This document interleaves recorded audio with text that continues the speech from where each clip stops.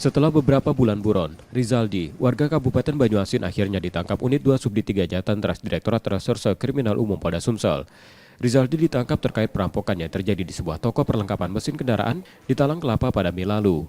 Sebagai sopir di tempat pencucian mobil dekat lokasi kejadian, Rizaldi telah mengincar toko tersebut sebelum melancarkan aksinya.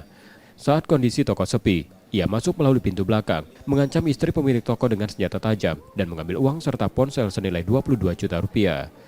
Rizaldi juga diduga melakukan pelecehan seksual terhadap istri pemilik toko.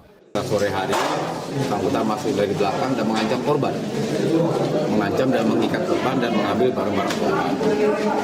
Pada saat diajak ke lantai 2, itu si korban diperkosa oleh pelaku.